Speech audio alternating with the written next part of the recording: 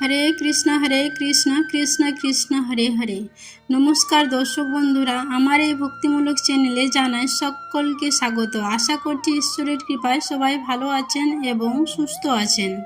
বন্ধুরা, আজকের পর্বের বিষয় হলো এই বছর অর্থাৎ 2020 সালের জন্মাষ্টমী কবে পড়েছে এবং জন্মাষ্টমী দিন থাকতে চলেছে বিরল রাজযোগ। এই বিরল রাজযোগ কি সেই বিষয়ে সম্পর্কে জানাবো। এছাড়াও আরও জানাবো এই বছর জন্মাষ্টমীর তারিখ, সময় পঞ্জিকা অনুসারে, উপবাসের সময়, উপবাস ভঙ্গের সময় অবশ্যই জানাবো। এর সাথে আরও জানবেন সন্তান লাভের জন্য কি করবেন এই জন্মাষ্টমী তিথিতে। সব কিছুই জানাবো এই ভিডিওটি থেকে। তার আগে সকল দর্শক বন্ধুদের কাছে অনুরোধ রইল, আমার এই চ্যানেলটিতে যদি নতুন হয়ে থাকেন তাহলে অবশ্যই সাবস্ক্রাইব করে আমার পাশে থাকবেন এবং ভিডিওটি ভালো লাগলে একটি লাইক এবং শেয়ার অবশ্যই করবেন এবং কমেন্ট বক্সে আমাকে হরে কৃষ্ণ লিখতে ভুলবেন না। প্রত্যেক বছর ভাদ্র মাসে কৃষ্ণপক্ষের অষ্টমী তিথিতে শ্রীকৃষ্ণ জন্মাষ্টমী উৎসব পালিত হয়। জন্মাষ্টমীর দিন মানুষ উপবাস করেন এবং মধ্যরাতে লাড্ডু গোপালের জন্মদিন পালন করেন এবং শ্রীকৃষ্ণের জন্মাষ্টমীর দিন এই বিরল জয়ন্তী যোগ তৈরি হয়েছে। এই বিরল যোগ, এই যুগে পালিত শ্রীকৃষ্ণের জন্মাষ্টমীকে শুভ বলে মনে করা হয়। জয়ন্তী যোগের পাশাপাশি জন্মাষ্টমীতে সর্বাত্ম সিদ্ধি যোগ ও সিদ্ধি হচ্ছে।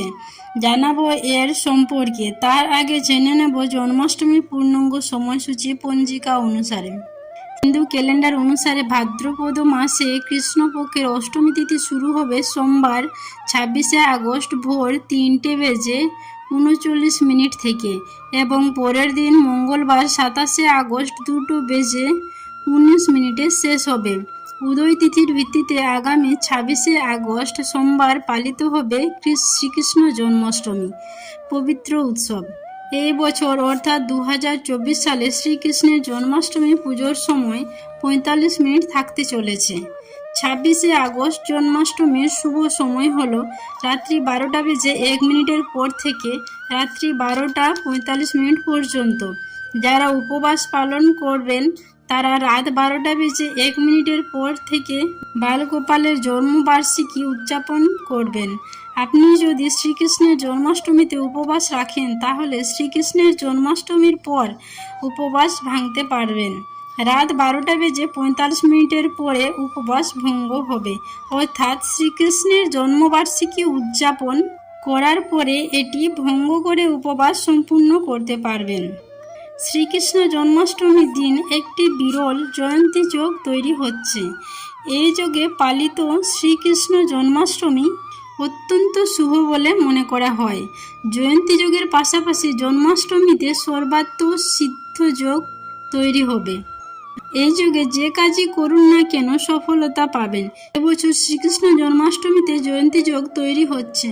জয়ন্তী যোগ মানে দ্বাপর যুগে যখন ভগবান শ্রীকৃষ্ণের জন্ম হয়েছিল এবং সেই সময়ে যে যোগ তৈরি হয়েছিল সেই যোগ এবার শ্রীকৃষ্ণের জন্মাষ্টমীতে তৈরি হতে চলেছে, যা ভীষণ শুভ বলে মনে করা হয়।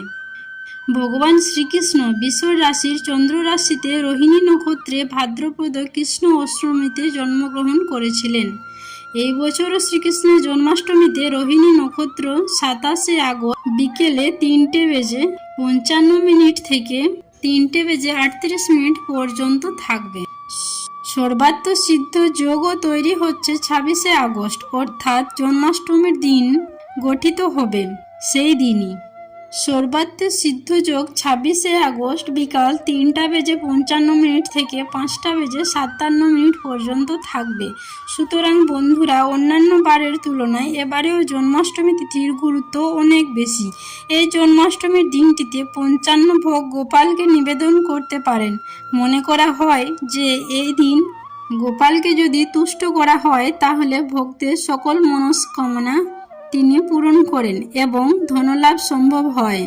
এমন অনেক মহিলা আছেন যারা শ্রীকৃষ্ণের মতো একটি দুষ্টু মিষ্টি চঞ্চল পুত্র সন্তান লাভের জন্য জন্মাষ্টমী ব্রত পালন করেন এবং অনেকেই জন্মাষ্টমী ব্রত পালন করার পর সন্তানের জন্মীয় হয়েছেন গোপালের কৃপায়।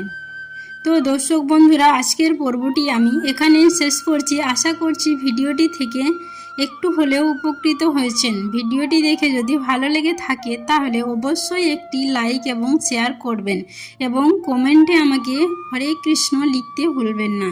আর যদি চ্যানেলে নতুন হয়ে থাকেন তাহলে অবশ্যই চ্যানেলটিকে সাবস্ক্রাইব করে আমার পাশে থাকবেন। দেখা হবে পরবর্তী নতুন ভিডিওতে। ভালো থাকবেন, সুস্থ থাকবেন। ধন্যবাদ।